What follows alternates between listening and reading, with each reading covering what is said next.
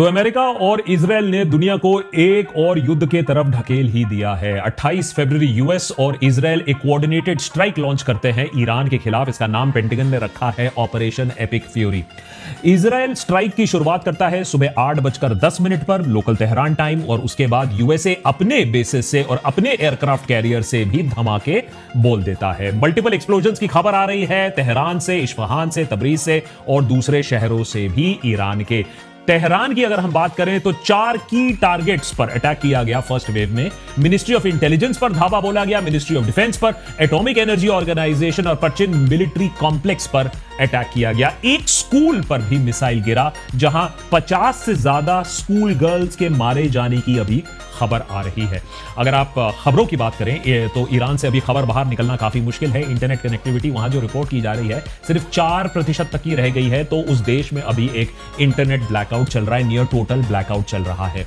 जो स्ट्राइक्स की बात करें तो प्रेसिडेंशियल पैलेस जो कंपाउंड है और जो सुप्रीम लीडर खमीनी का जो रेजिडेंस है उस पर भी धावा बोलने की कोशिश की गई है।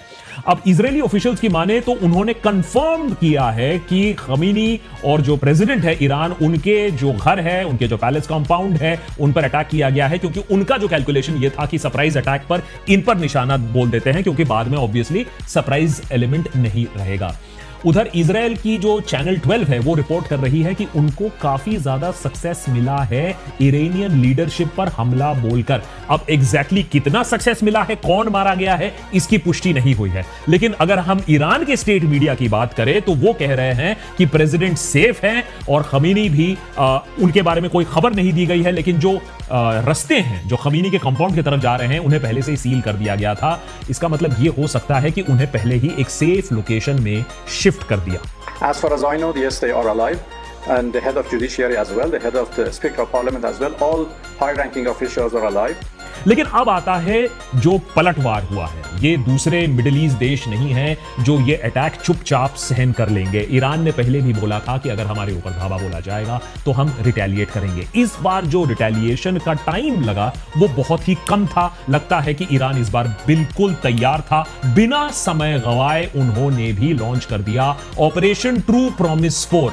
अब ये मल्टीपल वेव बैलिस्टिक मिसाइल्स और ड्रोन्स इन्होंने लॉन्च किए यूएस मिलिट्री बेसिस जो गल्फ में स्थित है। बेसिकली अमेरिकन एसेट्स जो मिडिल ईस्ट में हैं, पहले उन्हें टारगेट करने की कोशिश की गई है।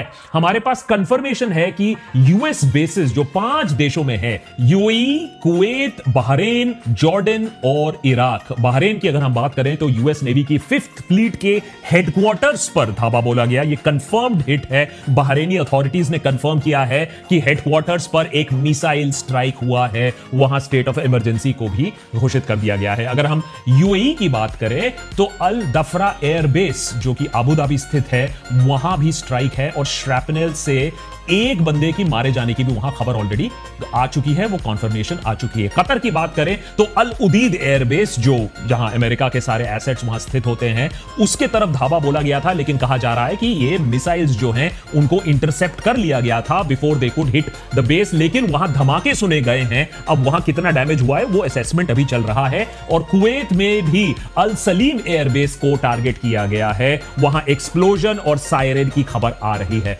तो इस बार ईरान पीछे नहीं हट रहा है। पूरे एग्रेशन से जो हम देख रहे हैं अटैक कर रहा है। जॉर्डन में भी यूएस फैसिलिटीज को टारगेट करने की कोशिश की गई है। ऑल्दो जो खबर आ रही है जॉर्डन से कि उनके पेट्रियट मिसाइल सिस्टम्स ने ये जो मिसाइल्स हैं वो शूट डाउन कर लिए गए हैं। सऊदी अरेबिया के कैपिटल रियाद में भी एक्सप्लोजन की खबर आई है। सबसे बड़ा जो अगर आप इंटरनेशनल खबर की बात करें तो दुबई का इंटरनेशनल एयरपोर्ट, दुनिया का सबसे बिजी एयरपोर्ट, उसको इंडेफिनिट काल के लिए अभी बंद कर दिया गया है। इसका मतलब है दुनिया भर के एयर ट्रैफिक पर अब इसका बहुत बड़ा असर पड़ने वाला है। उधर हुतीज जो है यमन में, उन्होंने भी इस वॉर को ज्वाइन कर लिया है ईरान की तरफ से, तो वो भी अपना कार्यक्रम वहां आगे बढ़ा रहे हैं। तो क्लियरली ये सिचुएशन अभी थोड़ा आउट ऑफ कंट्रोल भी हो सकता है। अगर आप एयर स्पेस की बात करें तो Iran, Israel, Iraq, Qatar, Kuwait, UAE, पूरा एयर स्पेस अभी खाली हो चुका है, दर्जनों से ज्यादा फ्लाइट सस्पेंड हो चुकी हैं और ये सब इसलिए हो पा रहा है। और बहुत लोग इस बात को लेकर काफी सरप्राइज्ड हैं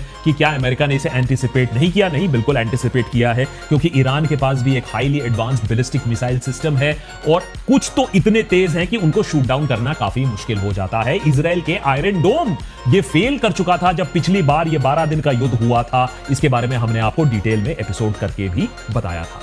अब आ जाते हैं कॉन्टेक्स्ट पर, ये सब हो क्यों रहा है। ये दूसरी बार है दैट यूएस मिलिट्री स्ट्राइक कर रही है ईरान के ऊपर एक साल के अंदर। ये काफी अनप्रेसिडेंटेड है। याद रखिए, जून 2025 में अमेरिका ने ऑपरेशन मिडनाइट हैमर लॉन्च किया था ईरान की न्यूक्लियर फैसिलिटीज को तबाह करने के लिए। इजराइल के 12 दिन के युद्ध के समय ट्रंप ने उस समय डिक्लेयर कर दिया था कि हमारे बड़े बड़े विशाल बॉम्ब्स सक्सेसफुल हो चुके हैं, ईरान के न्यूक्लियर प्रोग्राम को हमने कंप्लीटली टोटली ध्वस्त कर दिया है।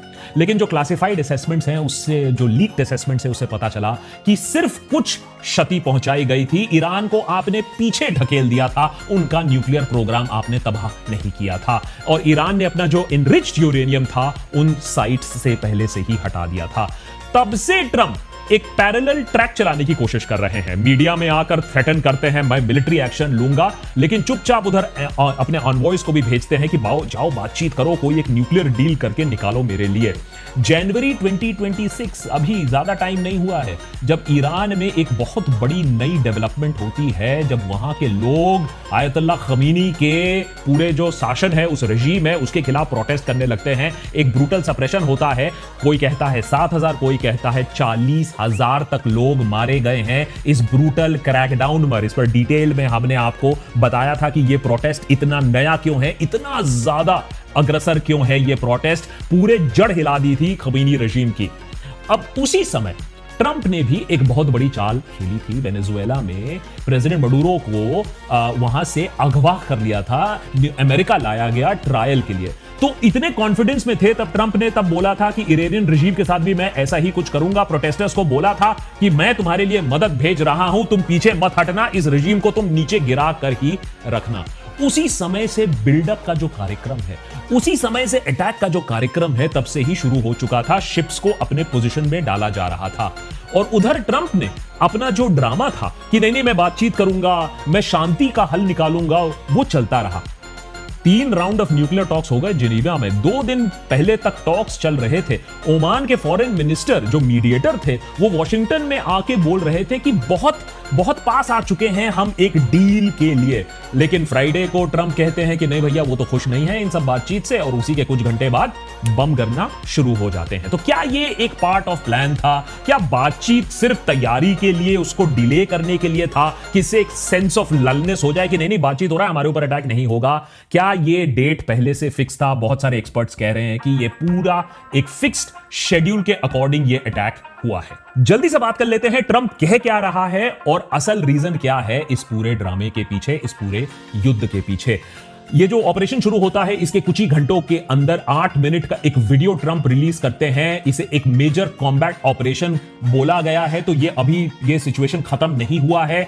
4 गोल बताए गए हैं अमेरिका के इस पूरे अटैक में। नंबर 1, जो ईरान का मिसाइल सिस्टम है, जो कि काफी एडवांस्ड है, उसे पूरे तरीके से ध्वस्त करने का एक एजेंडा रखा गया है। दूसरा, ईरान की नेवी को कंप्लीटली हटाने का, डिस्ट्रॉय करने का है, जिससे कोई भी शिपिंग रूट को वो ब्लॉक ना कर पाए। नंबर 3, सारे जो ईरानियन प्रॉक्सीज हैं, हमास है, हिजबुल्ला है, हुतीज है, अब इनको जड़ से निकाल देना है। और नंबर 4, ये इंश्योर करना कि ईरान के पास कभी भी न्यूक्लियर वेपन ना हो।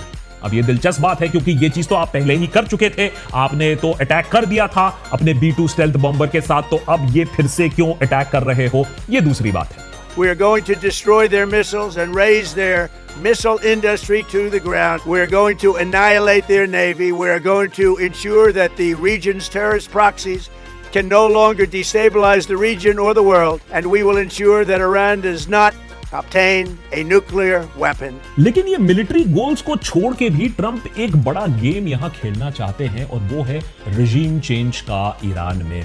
उन्होंने इरानियंस को अब बोला है कि भैया देखो, अब तुम्हारा समय आ गया है, सरकार को तुम्हें गिराना है, आपके लिए once in a lifetime chance है। और जो रेवोल्यूशनरी गार्ड्स हैं जिनके वजह से ये सरकार उनकी खड़ी है आयतुल्लाह खमेनी के, उनको भी कहा है अभी हथियार डाल दो, इम्यूनिटी दे देंगे, नहीं तो मरना तुम्हारा पक्का है। ट्रंप ने यह भी कहा कि कैजुअलिटीज अमेरिका की तरफ से भी होगा। अब ये काफी इंपॉर्टेंट इसलिए है, इसका मतलब है कि अमेरिका क्या कोई ground invasion, boots on the ground के बारे में भी सोच रहा है। अगर ऐसा ट्रंप ने किया तो इसका काफी ज्यादा विरोध होगा अमेरिका में। आपको कोई महाज्ञानी होने की जरूरत नहीं है, यह बात ट्रंप भी जानता है कि अगर एक भी अमेरिकन सोल्जर की जान जाती है इस युद्ध में, जिसको कोई अमेरिकन खास चाहता नहीं है, तो काफी ज्यादा विपक्ष बनेगा उनके खिलाफ। उनके करियर की सबसे ज्यादा बड़ी गलती हो सकती है, तो तब भी इतना बड़ा रिस्क वो ले क्यों रहे हैं? ये चीज है जिसके बारे में ट्रंप आपको बताएगा नहीं, जिसके बारे में वो प्रेस कॉन्फ्रेंस नहीं करेगा। जो ट्रंप ने नहीं कहा वो ये है कि ईरान से कोई भी इमिनेंट थ्रेट अमेरिका को नहीं है। कोई इंटेलिजेंस नहीं है जिसे कांग्रेस, पब्लिक या मीडिया के सामने रखा गया हो जिससे Iran is a clear danger to America और अमेरिकन इंटरेस्ट। उनके खुद के डिफेंस इंटेलिजेंस एजेंसी ने 2025 में कंक्लूड कर लिया था कि ईरान अभी कोई आईसीबीएम नहीं बना रहा है जो अमेरिका को थ्रेटन कर सकता है। और यह भी बात क्लियर हो चुकी है कि कोई भी न्यूक्लियर वेपनाइजेशन के ज्यादा करीब नहीं पहुंच पाए हैं। भाई बोलने के लिए तो 10-15 साल से इजराइल बोले जा रहा है कि ईरान न्यूक्लियर वेपन बना चुका है, लेकिन आज तक कोई ठोस सबूत नहीं मिल पाया है। साथ ही कांग्रेस के साथ कोई कंसल्टेशन नहीं हुआ है। जो मेंबर्स ऑफ कांग्रेस है उन्होंने बताया है कि उनको कोई ब्रीफिंग नहीं, कोई इंटेलिजेंस नहीं दी गई है। ये एक इंसान अपनी मनमर्जी का कर रहा है, लेकिन अमेरिका का संविधान कांग्रेस को हक देता है कि किसी देश के खिलाफ युद्ध का ऐलान किया जाए या ना किया जाए। ट्रंप ने इसको पूरी तरीके से बाईपास किया है, इसके लिए भी उसे शायद फिर से भुगतना पड़ेगा। इसीलिए ये जो एक्शन है, काफी लोग इसे इराक 2003 से कंपेयर कर रहे हैं। याद करिए 2003 बुश ने बोला था कि मशरूम क्लाउड्स होंगे, न्यूक्लियर वॉर हो जाएगा। 2026 में भी ट्रंप वार्न कर रहे हैं कि अंडरग्राउंड न्यूक्लियर टनल्स पर अटैक करेंगे। प्लेबुक वही है, विजुअल्स थोड़े से अलग हो गए हैं। अलग इसमें यह है कि 2003 में कम से कम इंटेलिजेंस को मैनिपुलेट तो किया गया था, दुनिया को एक झूठ बेचा गया था, वेपन्स ऑफ मास डिस्ट्रक्शन है। 2026 में यह ढकोसला एकदम ओपनली चल रहा है। इंटेलिजेंस एक्टिवली बोल रही है भाई हमारे पास कोई एविडेंस नहीं है, आपको क्यों अटैक करना चाहिए, तब भी अटैक हो रहा है। 2003 में बुश के पास कम से कम एक कोalition ऑफ द विलिंग था, माने कुछ तो देश थे जो आपस में मिलकर कहा कि नहीं हम अटैक करेंगे। यहां तो 2026 में सिर्फ इजराइल खड़ा है और इन लोग पूरा का पूरा मिडिल ईस्ट में हड़कंप मचाए हुए हैं। यहां तक कि यूके ने अमेरिका को, उसके बॉम्बर्स को अपने इंडियन ओशन में बेसिस इस्तेमाल नहीं करने दिए थे 2025 में। इतना पुराना एलाय B-2s को 18 घंटे फ्लाई करना पड़ा यूएस मेनलैंड से मिशन अकम्प्लिश करने के लिए। तो एक समय कम से कम एक आइडियोलॉजिकल यूनिटी थी। इस समय तो ट्रंप और ट्रंप की टीम एक्चुअली ट्रंप की टीम भी इस बात से सहमत नहीं है। वहां वैंस और कीट हेडसेट पूरे मीडिया को कह रहे हैं नहीं हम ईरान के साथ युद्ध नहीं है, हमें तो सिर्फ ईरान के न्यूक्लियर प्रोग्राम के साथ दिक्कत है। उधर ट्रंप अपने ही लोगों को कॉन्ट्रडिक्ट करके बोल रहा है नहीं हमें रेजिम चेंज भी वहां करना चाहिए। तो कोई किसी को नहीं मालूम है, राइट हैंड को लेफ्ट हैंड, लेफ्ट हैंड को राइट हैंड क्या कर रहा है मालूम नहीं है, बस अटैक हो रहा है। अमेरिका याद रखिए हमेशा से ही एक रेजिम चेंज तो चाहता आया है। 1979 के इरानियन रेवोल्यूशन से ऐसा होता आया है और डेकेड से एक ही बात बोली जाती है कि मिडिल ईस्ट में न्यूक्लियर पावर नहीं हो सकता है, इसके लिए अमेरिका काम करेगा। हाँ, इजराइल के पास न्यूक्लियर पावर हो सकता है और इजराइल अपने तरीके से पूरी दुनिया को कन्विंस करने की कोशिश करता आया है कि ईरान के पास तो न्यूक्लियर बॉम्ब, अरे बस बना ही लिया, अरे बस बन ही गया है, 15 साल से बस बन ही गया है। और अभी पिछले 12 दिन के जो युद्ध में है न्यूक्लियर प्रोग्राम को खत्म करने की एक और कोशिश की गई। तो बार बार इजराइल कन्विंस करने की कोशिश कर रहा है अमेरिका को कि नहीं तुम आओ, तुम हमें बचाओ, तुम बंकर बस्टर बॉम्ब लगाओ, तुम उनके ऊपर और अटैक करो। ट्रंप ने तो अपने पहले टर्म में मना कर दिया था, उसने कहा था कि मैं कोई नया युद्ध नहीं शुरू करूंगा, मिडिल ईस्ट में तो बिल्कुल नहीं शुरू करूंगा। वो तो कहता है I am the man of deal, I know the art of deal. तो ट्रंप जैसा इंसान जो इस बात पर बड़े बड़े डींगे मारता था कि वो युद्ध नहीं शुरू करता है, उसने ऐसा किया क्यों, जबकि वो जानता है कि इसमें अमेरिकन ट्रूप्स की जान भी जा सकती है। ट्रंप के हृदय परिवर्तन के पीछे 3 कारण हो सकते हैं। नंबर 1 कारण एप्स्टीन फाइल। एप्स्टीन फाइल्स के वजह से ट्रंप को इतनी ज्यादा दिक्कतें आ चुकी हैं और वो खत्म होने का नाम नहीं ले रही हैं। इसका सोल्यूशन एक ही है कि आपको एप्स्टीन फाइल से भी ज्यादा बड़ा डिस्ट्रैक्शन चाहिए। वैसे एक अमेरिका में पिक्चर भी बनी थी, अगर आपने नहीं देखी तो देख लीजिएगा, वैग द डॉग। उसमें अमेरिकन प्रेसिडेंट एक पूरा का पूरा वॉर छेड़ देते हैं एक सेक्स स्कैंडल से अटेंशन हटाने के लिए। तो ये एक कारण हो सकता है। दूसरा कारण, जो टैरिफ वॉर छेड़ के रखा था। ट्रंप का सबसे बड़ा पॉलिसी डिसीजन यही था कि मैं दुनिया भर के ऊपर टैरिफ लगाऊंगा और दुनिया मेरे कदमों पर होगी, जिसको ट्रंप के ही सुप्रीम कोर्ट, ट्रंप के ही अपॉइंटेड जजेस ने उलट दिया, उसके अगेंस्ट रूलिंग दे दी, उसको मना कर दिया कि आप ऐसे टैरिफ नहीं लगा सकते हो। तो पॉलिटिकली उनका जो स्टेचर है वो धीरे धीरे धीरे धीरे सिकुड़ रहा है और अपने आप को स्ट्रांग दिखाने की जो इच्छा है उससे भी ये अटैक लिंक्ड है। उधर उनके प्रिय मित्र नेतन्याहू, उनके भी दिक्कतें बढ़ी जा रही हैं। इजराइल में उनके खिलाफ इन्वेस्टिगेशन चल रहा है, करप्शन एलिगेशन है, ऑपोजिशन उनका गला पकड़ी हुई है और इसीलिए कुछ दिन पहले नरेंद्र मोदी को भी उन्होंने बुलाया। ये देखिए कि मुझे इंटरनेशनली लोग एक्सेप्ट कर रहे हैं, इजराइल में भी इलेक्शन आ रहा है। तो नेतन्याहू भी जानता है कि उसका समय खत्म होने वाला है बहुत जल्दी। इसीलिए ईरान के जो फॉरेन मिनिस्टर हैं उन्होंने भी कहा कि लगता है किसी ने जबरदस्ती अमेरिका को इस युद्ध में ढकेला है। Perhaps, it was others who dragged the United States for their own benefits into this, conflict. चलिए, ये तो हो गई अमेरिका और इजराइल की बात, ईरान की बात, ग्लोबल पॉलिटिक्स की बात। इससे आपको और हमें क्या लेना देना है?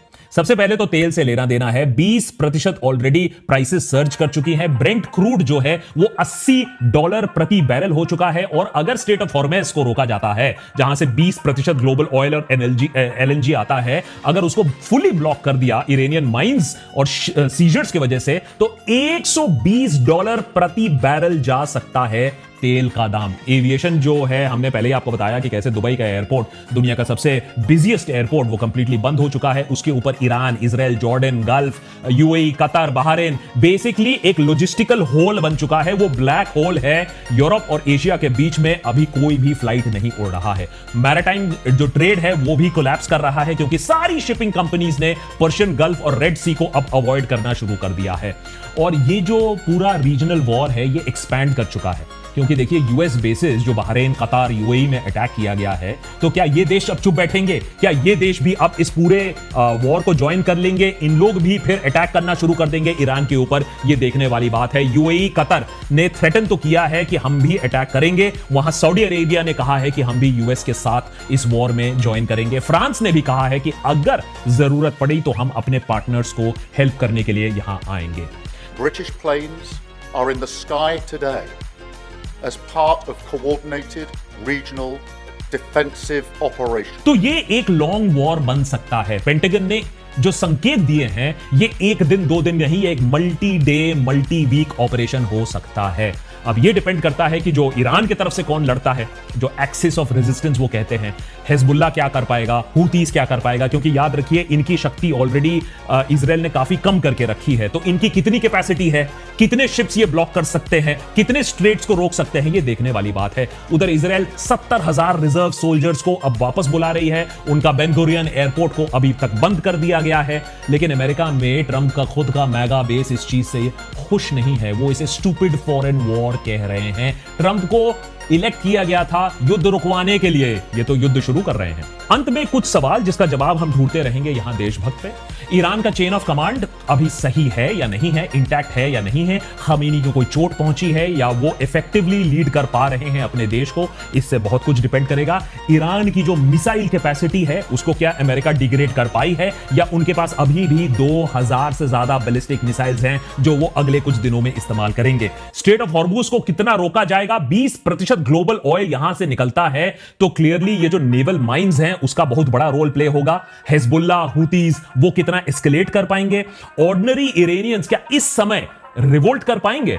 चलिए ठीक है, खमीनी की रजीम काफी ज्यादा डिक्टेटोरियल है, लेकिन क्या लोग अपनी जान बचाएंगे अभी या अभी रेवोल्यूशन करेंगे ईरान में? ये भी देखने वाली बात है। लोग कह रहे हैं कि अभी तो जान बचाएंगे, अभी प्रोटेस्ट कहां करेंगे? सड़कों पर।